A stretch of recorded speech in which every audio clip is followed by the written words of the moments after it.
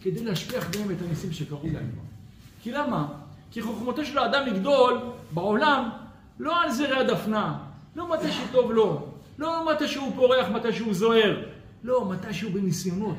כי התורה, הגמרא במסכת ברכות בדף ה' אומרת, 3 מתנות הקדוש ברוך הוא נתן לאדם בעולם.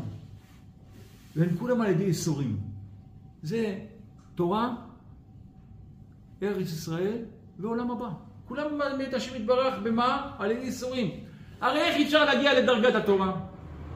איך אפשר להגיע לדרגת התורה? לאדם שאבא שלו מיליארדר? לא. לאדם שפת במלח תאכל, מים בבשרה תשב ועלה תשגב ותאהבתה אותם, שאין לו מה לאכול, שאין לו כלום, שהוא בקושי, שהוא בצער. ככה הוא יכול לגדול בתורה. כי התורה נקנית בייסורים. התורה לא נקנית בזה. כי הקדוש ברוך הוא יראה להם ביציאת מצרים, לעיני כל העולם, את ידו הגדולה. שהוא פתח את הים, יראה לכל העולם. וישמע יתרו, אנחנו נראה את זה בפרשה הזאת. וישמע יתרו, מה שמה? קריאת ים סוף. למה הקדוש ברוך הוא? כביסה מלוכלכת מחפשים בבית. אבל את הזה, לעיני כולם הקדוש ברוך הוא אבא שלנו. שכל העולם, הקדוש ברוך הוא איתנו. אבל שאנחנו לבד, הקדוש ברוך הוא מתחשבן איתנו.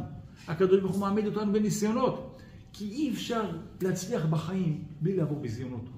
כי כוחם של הביזיונות והניסיונות בעולם, אין מצמיח ישוע. הם נערים את האדם.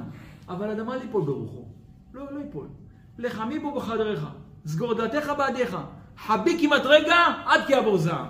לפעמים אדם מסתכלים עליו, אומרים זה סתכל, זה סתם, זה וזה. אתה לא יודע. ראיתי עולם הפוך. אמרתי את זה עכשיו לחכם. יש דברים נסתרים, לא נבין, לא נדע. הקדוש ברוך הוא מביא דברים שאתה לא יודעים איך מהם. כשנגיע לבית דין של מעלה נראה עולם הפוך, נראה דברים מאוד מאוד טמאים, שלא ידענו עליהם ולא חלמנו עליהם. נראה אנשים פשוטים, נראה אנשים שלא ספרנו אותם בחיים, נראה אנשים כאלה ופתאום בשמיים, במקומות נשגבים ונעלים, ופתאום נראה אנשים שספדנו עליהם ודיברנו עליהם גדולות, נצורות, בצל החוכמה, בצל הכסף. אני תמיד אמרתי,